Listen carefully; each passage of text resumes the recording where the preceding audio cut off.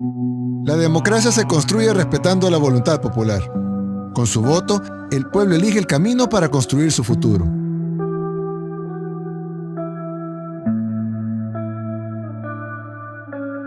El gobierno del presidente Nayib Bukele ha generado controversia desde el momento en que asumió el cargo en 2019. Bukele se convirtió en el primer presidente en décadas en El Salvador que no pertenecía a uno de los dos partidos políticos tradicionales, el Frente Farabundo Martí para la Liberación Nacional y la Alianza Republicana Nacionalista. Desde entonces ha implementado una serie de políticas y medidas, algunas de las cuales han sido altamente polémicas. En la política económica, Bukele ha implementado medidas para atraer inversión extranjera y crear empleos en el país. Una de las medidas más destacadas ha sido la implementación del Bitcoin como moneda de curso legal en el país. Si bien esto ha generado un gran interés en todo el mundo, también ha sido objeto de críticas por parte de algunos sectores que argumentan que el Bitcoin es una moneda inestable y puede llevar a una mayor volatilidad económica en el país. Otro tema importante en el gobierno de Bukele ha sido la seguridad ciudadana. Bukele ha implementado medidas para combatir la delincuencia y reducir la violencia en el país. Entre ellas se encuentra la creación de la Fuerza Armada de El Salvador y la implementación de medidas para mejorar la vigilancia y la respuesta policial en las zonas de alta criminalidad. Si bien estas medidas han sido bien recibidas por algunos sectores, otros han argumentado que se ha llevado a cabo una militarización excesiva de la sociedad y ha aumentado la violencia policial. Pero hoy no hablaremos de sus medidas en la economía o seguridad ciudadana. Hoy veremos el otro lado de la moneda, lo que algunos temen. La oposición y también organizaciones de derechos humanos colocan la lupa sobre la política salvadoreña que tildan de excesiva y que afirman se está desviando del objetivo. Incluso algunos legisladores han puesto en tela de juicio las cifras de una baja en los índices de criminalidad. Se trata de una posición compartida por otros colectivos como Amnistía Internacional que ha instado a Bukele para que tome las acciones necesarias a fin de poner fin de inmediato a las violaciones de derechos humanos y que diseña estrategias de seguridad públicas que salvaguarden los derechos fundamentales. Pero no es eso lo que se teme de Bukele, sino su reelección. En septiembre de 2021, la Sala de la Constitucional de la Corte Suprema de El Salvador emitió un fallo en el que se habilita que los presidentes del país puedan optar a la reelección inmediata. En el fallo, los magistrados ordenan al Tribunal Supremo Electoral permitir que una persona que ejerza la presidencia de El Salvador y no haya sido presidente en el periodo inmediato anterior participe en la contienda electoral por una segunda ocasión. La Constitución del país centroamericano prohíbe que una persona que haya ocupado el cargo por más de 6 meses en el mandato anterior o en los últimos 6 meses anteriores al inicio del periodo presidencial pueda ser aspirante a la presidencia. La Sala de la Constitucional está compuesta por perfiles afines al presidente después de la destitución de todos los jueces en mayo de 2021 por parte de la Asamblea Legislativa. Y en septiembre de 2022, el presidente Nayib Bukele anunció que será candidato a la presidencia en las elecciones de 2024, a pesar de que varios analistas del país señalan que la reelección inmediata está prohibida por la Constitución. El único camino que tiene El Salvador es este, que ya también lo probamos. No es una promesa de campaña, ya lo probamos y nos está funcionando. Y no lo vamos a abandonar.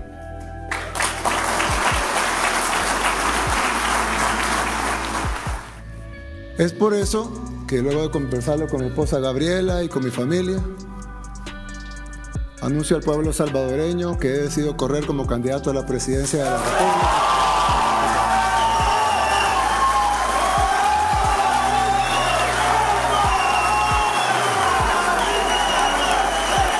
En el diario Confidencial, en un artículo llamado El método Bukele, escrita por René Dectibul, nos dice: el bukelismo incorpora estrategias de populistas autoritarios latinoamericanos, desde Hugo Chávez hasta Jair Bolsonaro, y tiene rasgos de Donald Trump, Vladimir Putin, Xi Jinping y Rodrigo Duterte. Al mismo tiempo, el bukelismo ha desarrollado estrategias de comunicación mucho más sofisticadas y ha llevado a la política al mundo de los medios virtuales más allá de que cualquier otro.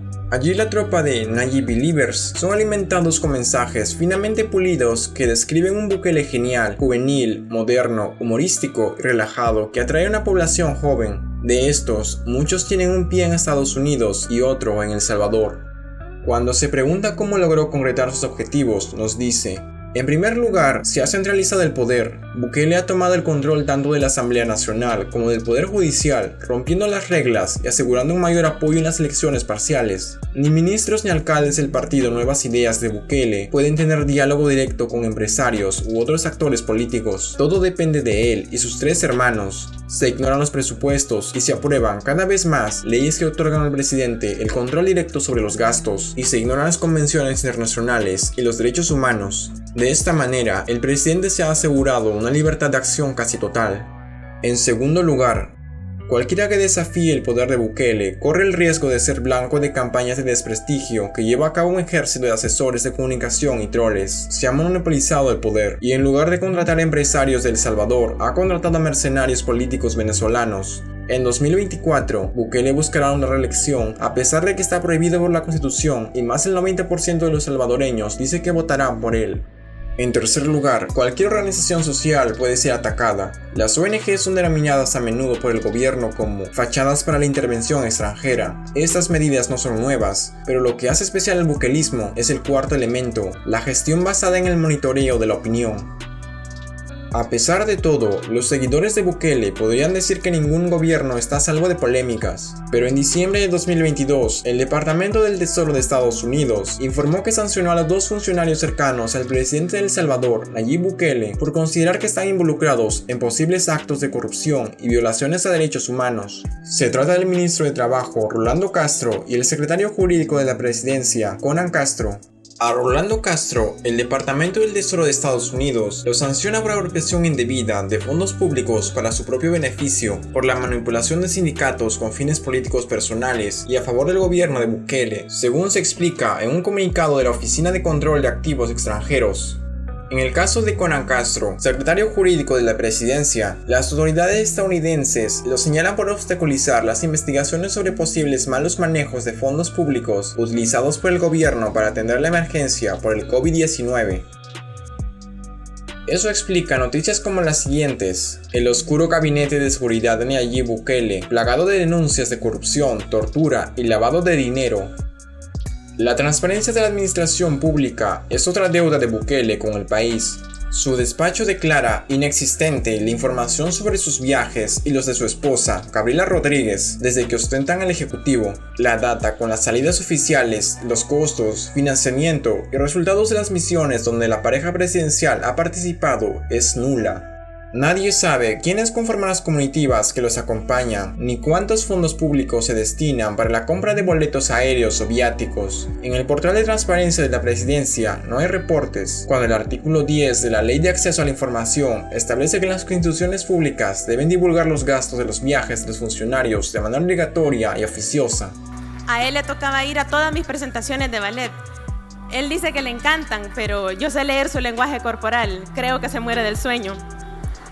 Pero Nayib siempre estuvo ahí, siempre fue así, a pesar de todo, a pesar de estar en la lupa de los medios, a pesar de tener que luchar cada día contra una oposición férrea que tiene miedo a las nuevas ideas, que tiene miedo a la nueva forma de hacer política.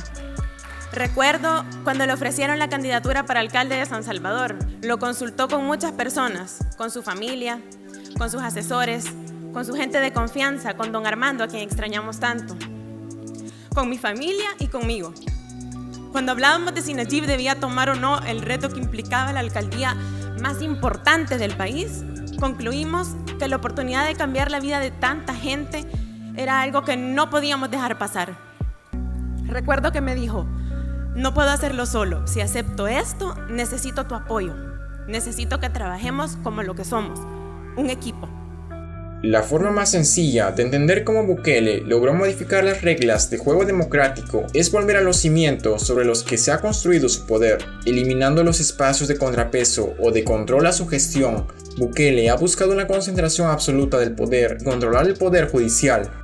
Así, Bukele pasó de ser aquel mandatario que despertó la curiosidad internacional con acciones como tomarse una selfie en la Asamblea General de las Naciones Unidas, a generar temor y a ganarse varios repudios por la toma con las Fuerzas Armadas de la Asamblea Legislativa, el anuncio de su candidatura de la reelección, a pesar de ser inconstitucional, y la reciente supresión de derechos constitucionales de los salvadoreños para controlar un alza homicida provocada en parte por sus fallidas negociaciones con las pandillas y, finalmente, la construcción en tiempo récord de la cárcel más grande de América.